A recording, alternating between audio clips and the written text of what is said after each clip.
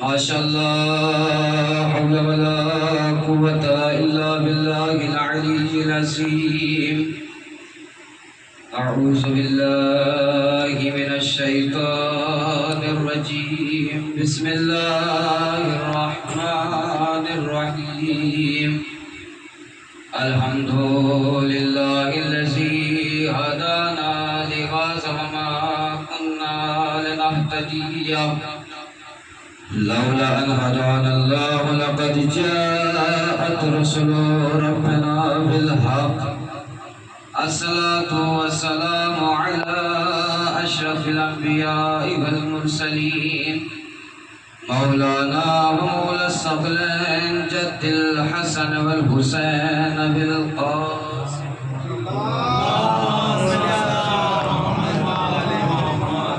وعلى أهل بيته الطيبين الطاهرين المعصومين المظلومين المنتجبين المنتخبين ولعنة الله على أعدائهم أجمعين من الآن إلى قيام يوم الدين. أما بعد فقد قال سبحانه وتعالى في القرآن المجيد والفرقان الحميد. بسم الله الرحمن الرحيم. والفجر وليال عشر. صلاة محمد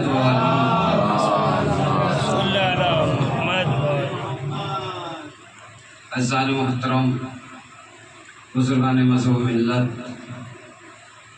ماتم داران سرکار سید الشہداء، موالیان حیدر کرار، بے جذبہ ایمانی رکھنے والے عزادار، فرش اعضا کو تشریف فرما ہے.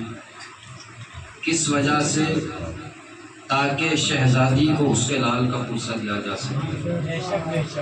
اور یقیناً آج اس عشرے کی چھٹی مجلس ہے. آپ لوگ مجھ سے بہتر خطیبوں کو سن چکے ہیں، مجھ سے بہتر پڑھنے والوں کو سن چکے ہیں، لیکن ہماری نوکری لگی ہے تو انشاءاللہ ہم بھی جو ہمارے حصے کا ثواب ہوگا وہ آپ تک پہنچائیں گے. اس خدا کا لاکھ لاکھ شکر ہے کہ جس نے ہماری ہدایت کے لیے اور رہنمائی کے لیے 1,24,000 پیغمبروں کو بھیجا.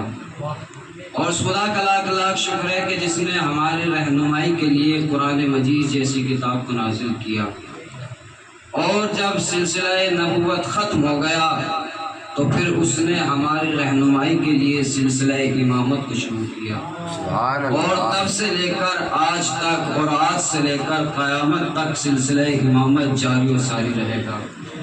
اسی طریقے سے ہماری ہدایت ہوتی رہے گی، اسی طریقے سے ہماری رہنمائی ہوتی رہے گی. اور اس خدا کا لاکھ لاکھ شکر ہے کہ جس نے ہمیں اس کائنات میں بھیجا تو حسین کا عزادار بنا کر بھیجا.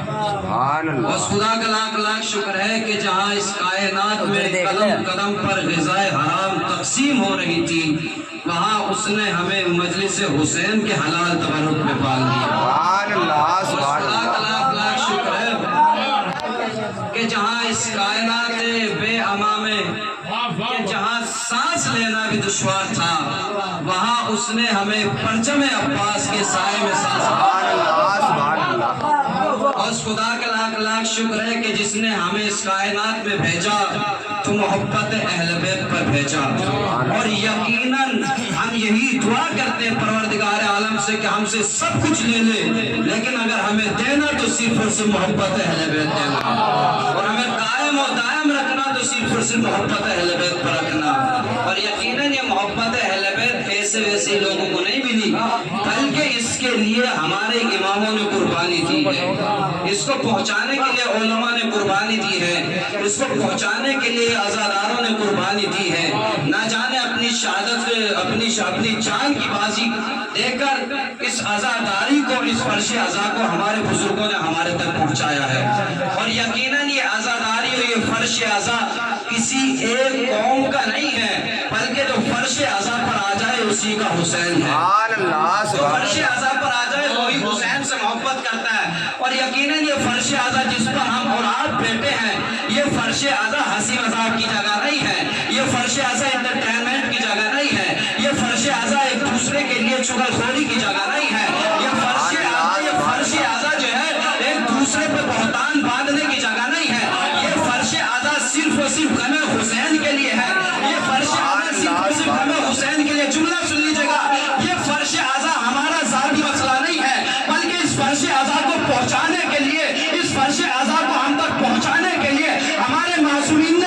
زحمتیں اٹھائی ہے، ہمارے عزاداروں نے بھی بہت زحمتیں اٹھائی ہے، ہمارے جو والدین نے بھی بہت زحمتیں اٹھائی ہے، تب یہ جا کر آسانی سے یہ فرش اعضا ہمارے پاس پہنچی ہے۔ تو یاد رکھنا، اس فرش عزاداری پہ آ کر حسین کا غم منانا سیاست نہ کرنا۔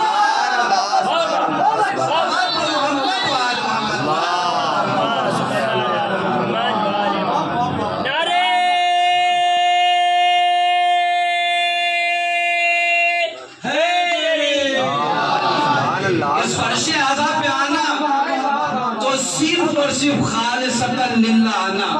یقیناً اگر آپ اس فرش اعضا پر اپنے دلوں میں یا اپنے دماغوں میں کوئی اور باتیں لے کر آئیں گے نا، تو آپ کی مجلس کا کوئی فائدہ نہیں ہے، آپ کا فرش اعضا تک آنے کا کوئی فائدہ نہیں ہے، آپ کا عزا خانے میں آنے کا کوئی فائدہ نہیں ہے، بلکہ ان مجلسوں کا سب سے بڑا فائدہ یہ ہے کہ آپ یہاں آئے گناہگار بن کے، چاہے حور علیہ السلام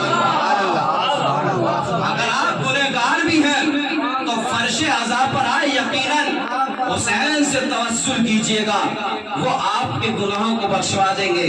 جب حسین اتنے بڑے کریم ہیں کہ اگر آپ حسین سے سچے دل سے توسل کریں گے تو آپ کے گناہوں کو بخشوا دیا جائے گا۔ یقیناً یاد رکھنا، اس فرش عزا پر تب بھی آئے تو خالصتاً للہ آئے، اس فرش عزا پر آئے تو شہزادی کو اس کے لال کا پرسہ دینے آئے، نہ کہ شہزادی کو اذیت دینے آئے۔ اس فرش عزا پہ آنا تو اپنی جتنی بھی دشمنی ہو، اپنے جتنے بھی جھگڑے ہو، اپنے جتنے بھی کینے ہو، تو فرش عزا سے دور رکھ کے آنا۔ اس لیے فرش عزا ہمارے باپ کا فرش عزا نہیں ہے، یہ فرش عزا شہزادی زینب کی فرش عزا ہے، جنہوں نے یزید کے دربار میں بچھائی تھی، اور تب سے لے کر آج تک یہ فرش عزا الحمدللہ شان و شوکت سے بچھ رہی ہے، اور تا قیامت تک یہ فرش عزا اسی طریقے سے بچتی رہے گی۔ چاہے دنیا ہم کو مارے یا ختم کرے، ہم فرش عزا سے پیچھے ہٹنے والے نہیں ہیں۔ ہم اپنی جان تو دے سکتے ہیں لیکن فرش عزا پر کوئی آنچ نہیں آنے دیں گے۔ ظالموں کی بھی یہی کوشش ہے، دشمنوں کی بھی یہی کوشش ہے کہ ہم ان عزاداروں کو مٹا دیں تو یہ فرش عزا بند ہو جائے گی۔ یقیناً جب ظالموں کی یہ نیت ہے، اب ہم دیکھتے ہیں کہ ہمارے معاشرے میں بہت سارے لوگ ایسے ہیں کہ جو ہماری قوم کے ہیں، وہ چاہتے ہیں کہ بھیا محسن صاحب کی یہاں مجلس ہو رہی ہے، ہم نہیں جائیں گے، یا کسی بھی امام باڑے میں مجلس ہو رہی ہے۔ یقیناً آپ کی دشمنی صاحب خانہ سے ہو سکتی ہے لیکن امام باڑے سے نہیں ہو سکتی۔ آپ کی دشمنی اس انسان سے ہو سکتی ہے کہ جس نے اپنے گھر میں فرش عزا بچھایا۔ اب آپ کے دلوں میں اور دماغ میں یہ گمان نہ رہے کہ اگر ہم مجلس میں جائیں گے تب مجلس عزا ہوگی، اگر ہم مجلس میں جائیں گے تب مجلس شروع ہوگی، اب اگر مجلس میں جائیں گے تب تبرک بانٹا جائے گا، ہم مجلس میں جائیں گے تو تب ماتم ہوگا، ہم مجلس میں جائیں گے تو تب ماتم ہوگا۔ یقیناً صاحب خانہ جب اپنے گھر میں فرش عزا بچھاتا ہے تو اس کے دل کو فرش عزا بچھانے کے بعد یقین ہو جاتا ہے، کوئی رشتہ دار آئے یا نہ آئے، احباب آئے یا نہ آئے، دوست آئے یا نہ آئے، جنت کی شہزادی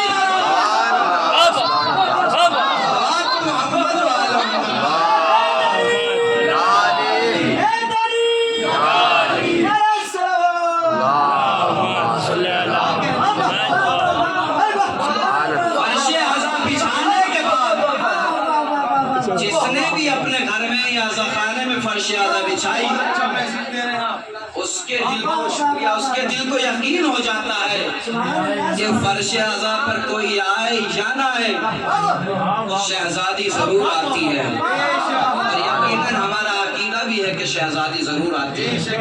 تب اگر ہم فرش عزا اپنے عزا خانوں میں بچھا رہے ہیں تو اب یہ انتظار نہ کرے کہ ہمارے گاؤں کا پردھان آئے گا تو ہم مجلس شروع کریں گے، شہر کا چیئرمین آئے گا تو ہم مجلس شروع کریں گے، ہمارے خاندان کا کوئی معزز انسان آئے گا تو ہم مجلس شروع کریں گے، اور یقیناً وہی قومیں اور وہی چیزیں اور وہی پروگرام کامیاب ہوئے کہ جو اپنے وقت پر شروع کیے گئے۔ آپ نے مجلس کا ٹائم رکھا ہے، जो भी टाइम रखा आप उस टाइम पर फर्श आज़ा बिछा दें और मौलाना जो भी खतीब हो मरसे खान हो उससे क्या आप शुरू कर दें। हमारा भी अकीदा होना चाहिए ना, हम लोगों को बताते रहे कि खाली कि देखो जन्नत की शहजादी फर्श आज़ा पर आती है। आज का माहौल ये है कि खतीब हो या मरसे खान हो, सबसे पहले हम अपनी बात करते हैं, हम मरसे खान और सोस खान को नहीं कहेंगे, इस वजह से कि वो बुरा मान जाएंगे कि मौलाना सिर्फ हमारे ऊपर पड़ता है अपने ऊपर नहीं। कहा देखो जो भी खतीब हो या मरसे खान हो, जब हम मिंबर पर बैठकर या हम सोस खानी के जरिए ये कहते हैं कि देखो फर्श आज़ा पर कोई आए जलाए जन्नत की शहजादी जरूर आती है, हकीकत भी यही है कि जन्नत की शहजादी जरूर आती है। एक छोटा सा वाक़या उसके बाद अपना मौजू क्या है कि एक गांव में एक करीम खातून रहती थी जो बहुत ही गरीब थी। ये हमारा अकीदा है ना कि फर्श आज़ा पर अहले बैत आते हैं, आपको पता चल जाएगा कि फर्श आज़ा पर हकीकतन अहले बैत आते हैं कि नहीं आते हैं। अब एक ईरान के बहुत बड़े आलिम दीन थे जो जगह जगह पर मजलिसों को खिताब करते थे। एक दिन उस खवातीन ने, उस मोमिना ने उन मौलाना से कहा कि किबला मेरा दिल चाहता है कि आप हमारे घर में एक मजलिस आज़ा पढ़ दीजिएगा, हमारे घर में एक मजलिस को खिताब कर दीजिएगा, जाकिरीन हो चाहे मरसे खान हो, जहाँ से देख लेना कि कोई आए या ना जन्नत की शहजादी जरूर आती है और किस तरीके से आती है समाप्त कीजिएगा। क्या हुआ कि मौलाना ने कहा ठीक है हम आपके घर मजलिस पढ़ देंगे। अब जिस दिन उस मजलिस का टाइम आया मौलाना चले कहाँ पर कि जहाँ उन्हें मजलिस खिताब करनी थी। अब मौलाना जैसे इस गांव में आए, उस करिए में आए, इस बस्ती में आए, कहा कि मुझे फला जगह जाना है। लोगों ने कहा कि ठीक है उसका घर वहाँ पर है। अब मौलाना आए, जैसे ही मौलाना उसके घर पर आए क्या देखा कि टूटा हुआ मकान है, एक कच्चा मकान है कि जिसमें उस मोमिना ने हुसैन की फर्श आज़ा बिछा रखी है। कोई भी इंसान ये अपना दिल छोटा ना करे कि हम अपने घर में फर्श आज़ा तब बिछाएंगे जब हमारा घर बड़ा होगा, हम अपने घर में फर्श आज़ा तब बिछाएंगे जब हमारा घर अच्छा होगा, हम अपने घर में फर्श आज़ा तब बिछाएंगे जब लोग ज्यादा आ जाएंगे। नहीं, आपका दिल जब चाहे फर्श आज़ा बिछाए, आपका दिल जब करे जब चाहे फर्श आज़ा बिछाए। आप दुनिया को दिखावे के लिए फर्श आज़ा ना बिछाए बल्कि खालिसन लिल्लाह फर्श आज़ा बिछाए। अब क्या हुआ, मौलाना आए, क्या देखा कि इस मोमिना का कच्चा घर है। मौलाना बैठे, जाकर उसने मोमिना ने कहा कि मौलाना साहब मजलिस को खिताब कीजिएगा। अब जिसका अकीदा ये है ना कि मजमा ज्यादा होगा तो मजलिस पढ़ूंगा, मजमा ज्यादा होगा तो मरसे खानी करूंगा, मजमा ज्यादा होगा तो पेशखानी करूंगा। अब क्या हुआ, अब जैसे ही देखा कि उस फर्श आज़ा पर या तो सिर्फ मौलाना है या वो मोमिना है, तीसरा कोई इंसान उस फर्श आज़ा पर नहीं है। अब मौलाना ने उस मोमिना को देखा और देखने के बाद कहा कि ये बताइए आपने बस्ती में ऐलान नहीं कराया था, आपने लोगों को मजलिस के लिए नहीं कहा था। कहा कि मौलाना साहब मैंने ऐलान करा दिया था कि फला टाइम पर मेरे घर में हुसैन की मजलिस आज़ा होगी। लिहाजा तमाम मोमिनीन मोमिनात से गुजारिश है कि वक्त का ख्याल रखते हुए मजलिस में शिरकत कर कर सवाब-ए-दारन हासिल करें। अब टाइम हुआ, जैसे ही मजलिस का टाइम हुआ मोमिना ने कहा कि मौलाना साहब मजलिस पढ़िएगा। अब हम जैसे खतीब भी चाहते हैं ना कि बड़ा मजमा होता है कि मजलिस शुरू करे। अब मौलाना के जहन में भी यही बात आई, फिर उन्होंने मजलिस शुरू की, मेंबर पर आगे मजलिस पढ़ना शुरू किया। अब मजलिस पढ़ रहे हैं, वो खाली मोमिना सुन रही है, कोई गांव बस्ती का कोई भी इंसान फर्श आज़ा पर नहीं है। अब पढ़ रहे, पढ़कर उतरे। अब मोमिना से कहते कि देखो आपने ऐलान कराया था या नहीं कराया था, अगर ऐलान कराया होता तो लोग आते। कहा कि मौलाना मुझे लोगों से मतलब नहीं है, मैंने जिनके लिए फर्श आज़ा बिछाया था मुझे पता वो आज जन्नत की शहजादी जरूर फर्श आज़ा पर। क्या कि मैंने लोगों के लिए दिखावे के लिए फर्श आज़ा अपने घर में नहीं बिछाया था, मैंने जिनके लिए फर्श आज़ा बिछाया था मेरे दिल को यकीन है कि वो फर्श आज़ा पर आए हैं और अपने लाल का पुरसा लेकर चले गए। अब मजलिस पढ़ी। अब इसने एक मजलिस का वादा वहीं पर और ले लिया। कहा कि मौलाना साहब एक मजलिस और मेरे घर पे पढ़नी है। अब मेरे साथ यहाँ मोहसिन भाई के यहाँ ये हालात हो जाते हैं कि मजलिस में पढ़ रहा हूँ और सुनने वाले खाली मोहसिन भाई हो, तो मैं अगली मजलिस का वादा लेते वक्त 100 मरतबा सोचता कि वादा लूँ कि नहीं लूँ। भाई कोई आता तो है नहीं मजलिस में, तो इससे बेहतर ये कि मना कर दूँ। तो अब मौलाना ने भी यही सोचा। अब मौलाना ने کہہ تو دیا کہ ٹھیک ہے میں آپ کے گھر مجلس پڑھوں گا، آ جاؤں گا، لیکن تاریخ بتاتی کہ جس دن مولانا کو دوسری مجلس پڑھنی تھی، مولانا نے مجلسیں بہت پڑھی اس دن، لیکن اس مجلس کو اندیکھی کر رہے تھے، اس مجلس کے بارے میں سوچ نہیں رہے تھے، اس وعدے کے بارے میں سوچ نہیں رہے تھے کہ مجھے وہاں پر بھی پڑھنی ہے نہیں پڑھنی۔ جب مولانا پورے دن یا جس وقت تک انہوں نے مجلس سے پڑھی پڑھ کر اپنے گھر آئے اور آ کر بستر پر ہی لیٹے تھے، کیا کہ آ کر بستر پر ہی لیٹے تھے، ابھی کچھ ہی دیر ہوئی تھی کہ مولانا کی آنکھ لگی، جیسے ہی مولانا کی آنکھ لگی تو ایک نقاب پوش بیوی مولانا کے خواب میں آ گئی اور آنے کے بعد کہتی ہے میرے حسین کے ذاکر تو یہاں بڑے آرام سے سو رہا ہے، وہاں مومنہ تیرا انتظار کر رہی ہے، کہ تو یہاں بڑے آرام سے سو رہا ہے، وہاں وہ مومنہ تیرا انتظار کر رہی ہے۔ اب جیسے اس نے یہ دیکھا کہ کوئی نقاب پوش بیوی ہے، اب یہ گھبرا کر اٹھا اور اٹھنے کے بعد اس نے اپنے لباس کو لیا، عمامے کو لیا، ابا کبا کو لیا اور لینے کے بعد اس مومنہ کے گھر پر گئے۔ کیا دیکھا کہ وہ مومنہ اپنے دروازے پر کھڑی ہوئی مولانا کا انتظار کر رہی ہے۔ اب جا کر مولانا نے یہ نہیں کہا کہ آپ نے اعلان کرایا تھا نہیں کرایا تھا، آپ نے لوگوں کو بتایا تھا کہ نہیں بتایا تھا۔ مولانا گئے اور جانے کے بعد سیدھے ممبر پر بیٹھے، ممبر پر بیٹھنے کے بعد مولانا نے مجلس پڑھی اور پڑھنے کے بعد اتر گئے۔ اب وہی صحیفہ، اب وہی مومنہ مولانا سے پلٹ کر کہتی ہے کہ مولانا آپ جب تک نہیں آئے جب تک شہزادی نے آپ کو نہیں بھیجا۔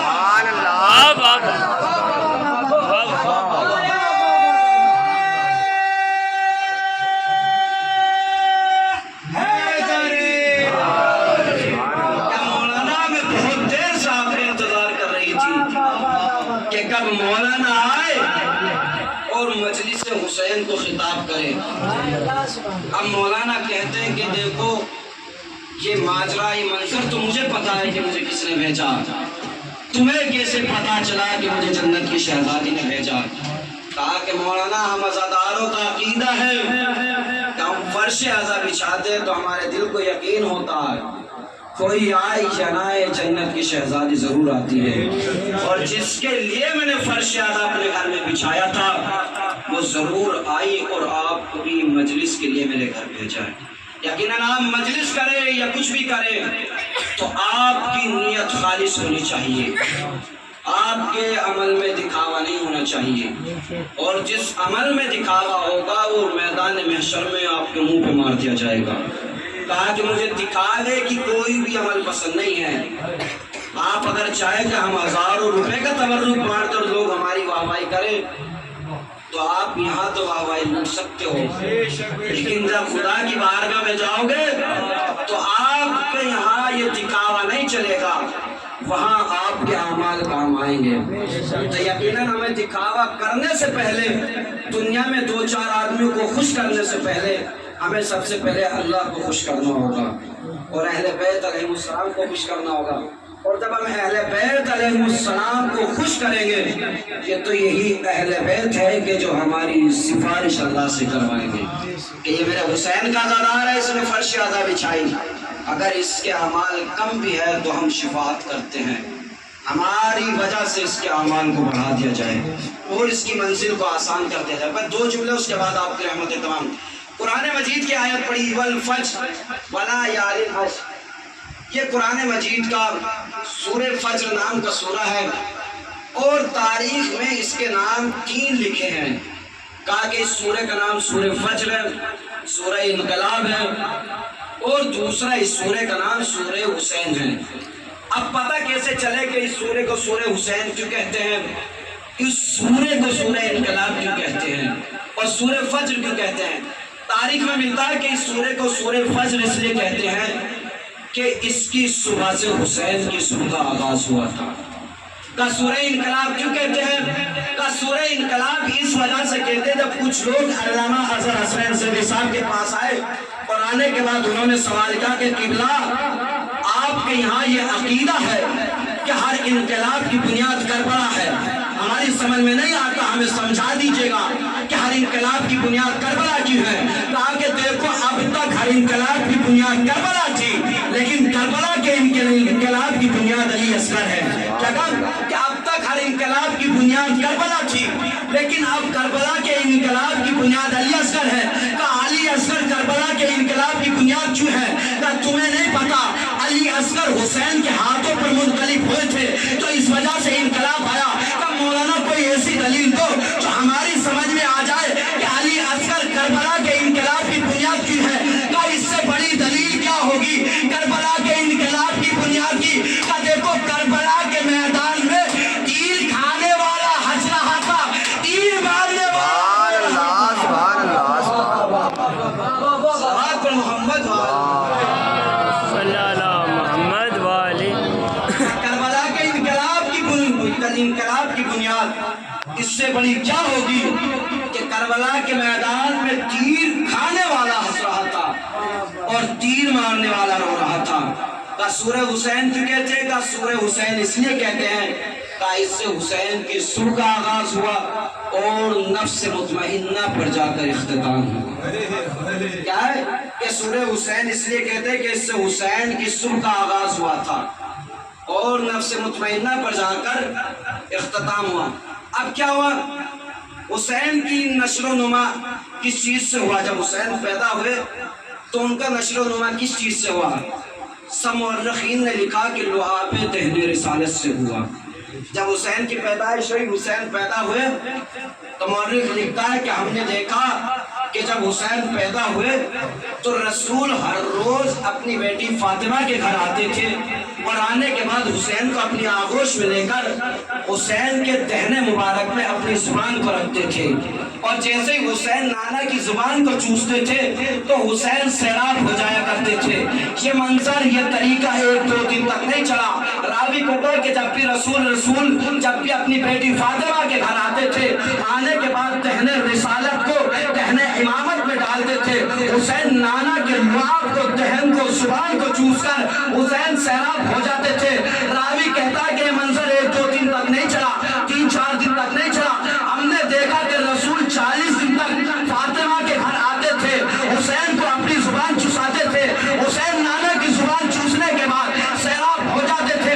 جیسے ہی 40واں دن آیا، نانا نے نواسے کو زبان چوسائی، حسین نے نانا کی زبان چوسنے کے بعد راوی کہتا ہے اب ہم نے دیکھا کہ حسین سیراب ہو گئے۔ حسین 40 دن میں رنگ، روپ، پوش سب محمدی ہو چکا تھا۔ کیونکہ حسین کا 40 دن میں رنگ، روپ، پوش سب محمدی ہو چکا تھا۔ تو جملہ سن لیجیے گا، ارے یہ تو محمد کا کمال تھا کہ جنہوں نے 40 دن میں حسین کو محمد بنا دیا۔ ارے یہ حسین کا کمال ہے کہ جنہوں نے 18 سال میں علی اکبر کو محمد بنا دیا۔ صلوات پر محمد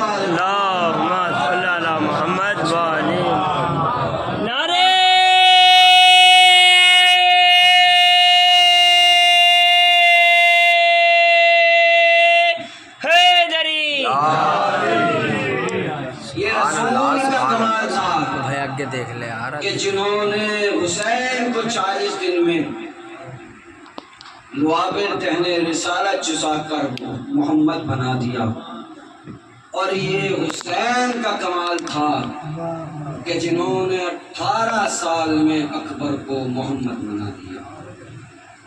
ابھی ہمارے بڑے بھائی ضیاء صاحب نے بھی جناب اکبر کی شہادت کا مرثیہ پڑھا ہے، اور آج اس عشرے کی چھٹی مجلس بھی ہے، تو ہمارا بھی فریضہ یہ ہے کہ ہم بھی جناب اکبر کی شہادت پڑھیں۔ کون علی اکبر کے جس کو حسین نے بڑے نازوں سے پالا، جس کو لیلا نے بڑے نازوں سے پالا، جس کو زینب نے بڑے نازوں سے پالا۔ خاندان اہل بیت کا، یہ دنیا کا بھی یہی رواج ہے کہ جب کسی بھائی کے گھر کوئی خوشی ہوتی ہے تو بہن کو تحفہ دیا جاتا ہے۔ اب حسین کے گھر علی اکبر کی ولادت ہوئی، ام لیلا کہتی کہ دیکھو حسین میرے والد وارث، جب کسی بھائی کے گھر پہ کوئی خوشی ہوتی ہے تو بھائیوں کا فریضہ ہے کہ وہ اپنی بہنوں کو تحفہ دیں۔ اب حسین نے زینب کی طرف دیکھا اور دیکھنے کے بعد کہا بہن زینب بتائیے آج آپ کو کیا تحفہ چاہے؟ تمہارا بھائی حسین آج بہت خوش ہے اس لیے کہ میرے یہاں علی اکبر کی ولادت ہوئی۔ کہا کہ بھائی اگر کچھ مانگوں گی تو آپ دیں گے؟ کہا کہ جو آپ کو آج مانگنا ہے مانگ لیں، تمہارا بھائی حسین تم کو دے گا۔ کہا کہ بھیا مجھے علی اکبر کو دے دو، کہا کہ بھیا مجھے علی اکبر کو دے دو۔ تاریخ بتاتی ہے حسین نے جناب علی اکبر کو زینب کو دیا، اور زینب نے جب جناب علی اکبر کو دیا تھا تو کیا کہا تھا کہ بھیا دیکھو میں علی اکبر کو 1-2 دن کے لیے نہیں لے رہی ہوں بلکہ 18 سال کے لیے علی اکبر کو لے رہی ہوں۔ آزادارو حسین نے بہن سے کیا شرط رکھی تھی؟ کہا کہ دیکھو بہن زینب جب مجھے ضرورت پڑے گی تو میرے علی اکبر کو مجھے واپس کر دینا۔ زینب نے کہا ٹھیک ہے بھائی۔ آزادارو وہ وقت بھی آ گیا جب حسین کے اصحاب و انصار شہید ہو گئے، ارے خاندان بنی ہاشم کی باری آئی، علی اکبر آگے بڑھے اور بڑھنے کے بعد کہتے بابا جان مجھے رن کی اجازت دے دے۔ آزادار علی اکبر نے جیسے ہی بابا سے کہا کہ مجھے رن کی اجازت دے دو، علی اکبر سے کہتے بیٹا اکبر ارے میں تمہیں رن کی اجازت کیسے دوں؟ ارے جاؤ اس سے رن کی اجازت لے کر آؤ، ارے جنہیں تم نے جاؤ ان سے رن کی اجازت لے کر آؤ، ارے جس نے تمہیں 18 سال بڑے نازوں سے پالا تھا۔ آزادار علی اکبر اپنی پھوپھی زینب کے پاس آئے اور آنے کے بعد کہتے پھوپھی جان مجھے رن کی اجازت دے دے۔ آزادار آخر کار جناب علی اکبر کو رن کی اجازت ملی، امام حسین نے علی اکبر کو رن کی اجازت دی۔ تاریخ بتاتی مقتل بتاتا ہے ارے جب جناب علی اکبر خیمے سے جا رہے تھے تو راوی کہتا ہے ایسے لگ رہا تھا ارے جیسے بھرے گھر سے کسی جوان کی میت جا رہی ہو۔ آزادارو حسین نے علی اکبر کو گھوڑے پر سوار کیا، علی اکبر سے کہتے بیٹا دیکھو تمہارا باپ ضعیف ہے، پیچھے مڑ مڑ کے دیکھتے رہنا۔ آزادارو پیچھے مڑ مڑ کے دیکھتے رہنا۔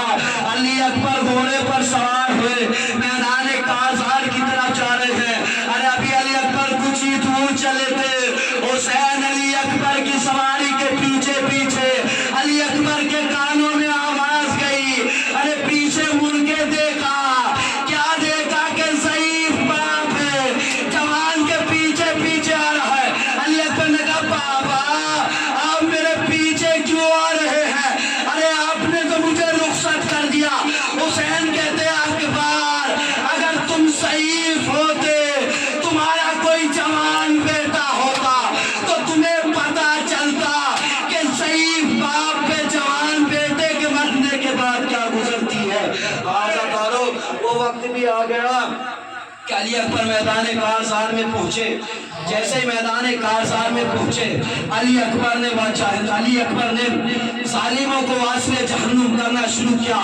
اس منظر کو حسین دیکھ رہے تھے، ارے اتنے میں ام لیلا آئی اور آنے کے بعد کہتے میرے والیو وارث حسین کیا میرے علی اکبر خیریت سے ہے؟ کہا ام لیلا جاؤ علی اکبر کے لیے دعا کرو، اس لیے کہ علی اکبر کے مقابلے میں عرب کا بہادر بہت بڑا بہادر آ گیا ہے۔ کہا جاؤ تمام بیویوں کو بلاؤ، ارے تم دعا کرنا بی بی آمین کہے گی۔ آزادار ام لیلا نے مصلی کو بچھایا، ارے تمام بیویوں کو بلایا، ام لیلا دعا کرتی ہے اے میرے پروردگار ارے یعقوب کو یوسف سے ملانے والے میرے علی اکبر کو مجھ سے ملا دے۔ ارے آمین کہنا تھا، دعا قبول ہوئی، علی اکبر واپس آئے بابا کی خدمت میں آئے اور آنے کے بعد کہتے بابا جان اگر مجھے 2 گھونٹ پانی مل جاتے تو میں ان ظالموں کو بتاتا کہ حیدر کرار کا پوتا کیسے جنگ کرتا ہے، حسین کا جوان کیسے جنگ کرتا ہے، بابا مجھے 2 گھونٹ پانی مل جاتے۔ آزادارو حسین نے کہا بیٹا ارے اپنے دہن کو میرے دہن میں ڈالو۔ ارے جیسے حسین نے اپنے دہن کو اکبر کے دہن میں ڈالا، علی اکبر نے فوراً نکال لیا اور کیا کہہ کر نکالا بابا ارے آپ کی زبان تو مجھ سے بھی زیادہ خشک ہے۔ آزادارو خدا کوئی सिवाय मजलूम करबला के वो वक्त भी आया कि अली अकबर मैदान में वापस गए। अली अकबर जंग कर रहे थे। अरे जंग करते करते जालिमों ने हमारे साथ कहता है कि देखो ये तुम्हारे अकेले काबू में नहीं आएगा। अरे ये अब्बास का भतीजा है, हैदर कर्रार का पोता है, हुसैन का बेटा है, ये खानदान बनी हाशिम का जवान है, ये तुम्हारे ऐसे काबू में नहीं आएगा, बल्कि सब लोग इकट्ठे होकर इस पर हमला करो। आजादारो वो वक्त भी आया, अरे जब हसीन बिन नौमेर ने अली अकबर के सीने में पर्ची मारी, अली अकबर पे जीन पे समरा न गया, अरे जीन से जमीन पर आ रहे आवाज अस्सलाम अलैकुम या अबा अब्दुल्लाह। अरे हुसैन ने अकबर की आवाज को सुना और कहते बेटा अकबर, अरे तेरे जाने से तेरे बाबा की आंखों की बीमारी चली गई। आजादारो अरे अली अकबर जीन से जमीन पर आए, खाके करबो बला पे अली अकबर है, एडिया रगड़ रहे हैं। हुसैन अली अकबर के पास गए और जाने के बाद क्या देखा कि जवान बेटा है, चलती हुई रेत पर एडिया रगड़ रहा है। हुसैन ने कहा बेटा क्या देखा कि अकबर ने अपने सीने पे एक हाथ को रखा हुआ है। कहते बेटा तुमने अपने सीने पे हाथ क्यों रखा? कहा बाबा अरे जालिम ने मेरे सीने में ऐसी पर्ची मारी कि उसकी यानी मेरे सीने में टूट गई और जालिम ने ये कहकर मारी कि हम देखते हैं कि हुसैन कितने बड़े साबिर है, अपने जवान बेटे के सीने से पर्ची की अली को कैसे निकालेंगे। आजादारो वो वक्त भी आया, हैदर कर्रार के बेटे इमाम हुसैन ने अपने जो है बाजुओं से कुर्ते को ऊपर किया। आजादारो अरे जैसे ही ऊपर किया, अरे अली अकबर के सीने से पर्ची की अली निकालना चाहते हैं। नजफ की तरफ रुक कर कहते हैं ए बाबा, अरे 2 उंगलियों से तेरे खैबर उखाड़ना आसान था, लेकिन जवान बेटे के सीने से पर्ची की अली निकालना बहुत मुश्किल है। हुसैन ने जैसे ही अली मदद कहा, अरे अली अकबर के सीने से पर्ची निकालना चाहिए। अरे पर्ची के साथ साथ अली अकबर का सीना